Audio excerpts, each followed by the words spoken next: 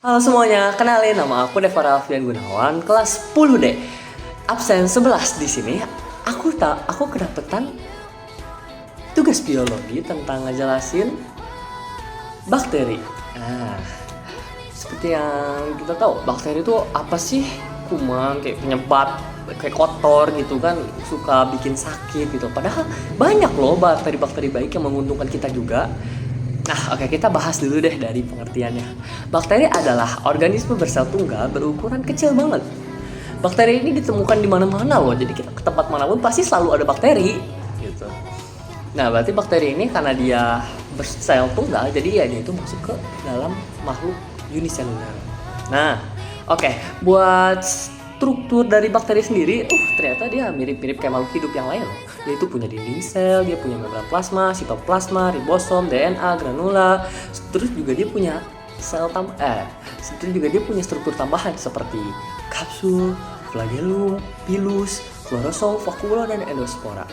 Nah, ukuran dari si bakteri sendiri ini sangat mikroskopis loh teman-teman. Dari diameternya dari 0,5 UM sampai 1 UM. Dan panjangnya itu dari 10 sampai 20 UM loh. Wah, kecil banget tuh. Nah, di sini ada jenis bakteri berdasarkan gimana cara mereka menghasilkan nutrisi gitu untuk dirinya gitu. Nah, satu ada bakteri autotrof, yaitu bakteri yang dia itu bisa menghasilkan makanan sendiri gitu. Dia tuh nggak butuh makhluk lain. Dia bisa mengubah anorganik untuk menjadi nutrisinya gitu. Kayak contohnya bakteri hijau, bakteri ungu seperti Nitrosomonas sama Micrococcus dan Microbacterium. Kedua ada heterotrof, yaitu bakteri yang nggak bisa menghasilkan makanan sendiri, jadi mereka butuh makhluk lain, kayak misalnya bakteri-bakteri yang parasit contohnya tuh kayak Treponema yang mereka itu harus hidup, itu harus bergantung pada manusia gitu. Nah, selanjutnya ada jenis bakteri berdasarkan kebutuhan oksigennya. Yang pertama ada bakteri aerob, yaitu dia itu membutuhkan oksigen dalam hidupnya. Contohnya itu kayak Microsomas, Mycobacterium, sama tuberculosis. Itulah. Kedua ada bakteri anaerob, yaitu bakteri yang tidak membutuhkan oksigen dalam hidupnya.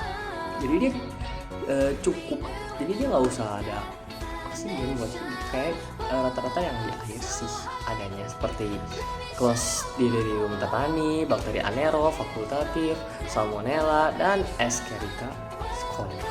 Lalu di sini ada jenis-jenis bakteri berdasarkan bentuknya. Nah, ini yang paling umum.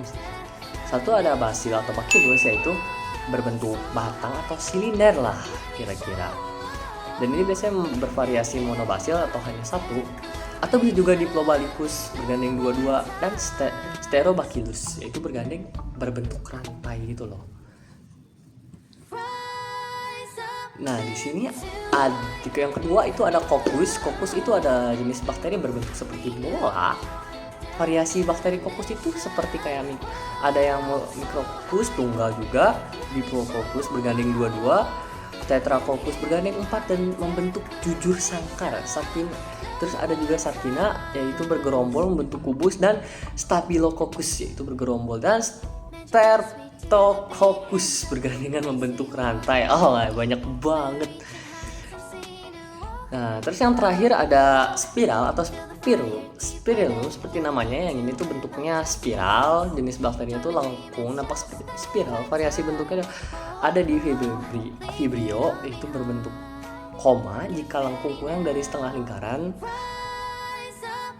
spiral jika bentuk lengkung lebih dari setengah lingkaran, dan Spirochaete bentuk lengkung membentuk struktur yang fleksibel. Oke. Nah, saya bilang di sini ada bakteri yang bermanfaat bagi kita, ada juga yang merugikan. Nah, contoh bakteri yang bermanfaat buat kita yaitu ada Lactobacillus rhamnosus. Nah, jadi si bakteri ini tuh ada di usus kita. Bakteri itu tuh mengatasi kondisi tubuh kita buat seperti kayak misalnya kita diare. Nah, ini bakteri ini yang membantu kita gitu. Terus ada Lactobacillus salivarius, yaitu ada di sel virus ini ada di usus juga. Cuma selain di usus itu terdapat di air liur kita sendiri. Nah, bakteri baik ini berfungsi untuk penyerapan nutrisi dalam makanan loh, sama mencegah pertumbuhan bakteri penyebab penyakit gitu. Jadi dia ini salah satu yang ikut melawan bakteri-bakteri jahat. Nah, terus ada lagi namanya Bifidobacteria animalis. Bakteri baik ini biasanya terkandung dalam olahan produk susu ataupun yogurt gitu. Bifidobacteria ini berfungsi untuk menjaga kesehatan pencernaan. Jadi di dalam makanan, dalam minuman juga ada bakteri baik gitu.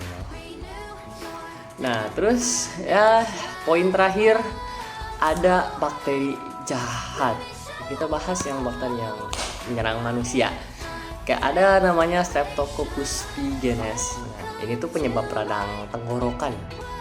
Apalagi pada anak-anak usia 5 sampai 15 tahun.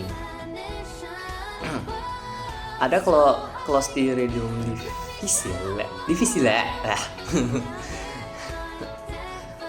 Ini bakteri itu penyebab radang pada usus besar. Bakteri yang unik namanya Bacillus anthracis. Nah, ini adalah penyebab penyakitnya antraks. Infeksi ini bisa mempengaruhi kulit, paru-paru, dan saluran pencernaan. Seseorang bisa mengalami antraks apabila bersentuhan dengan hewan yang terinfeksi atau produk hewan yang terkontaminasi. Perlu diingat, bakteri ini tidak menular antar manusia. Jadi biasanya hewan dulu yang kena baru bisa ke manusia gitu. Nah, oke, segitu aja dari aku. Thank you for listening, I guess. Well, stay safe guys. Sekarang cuaca di Bandung itu lagi ekstrim. Ya, stay safe pokoknya. Intinya segitu aja dari aku. Makasih yang mau dengerin. Bye-bye.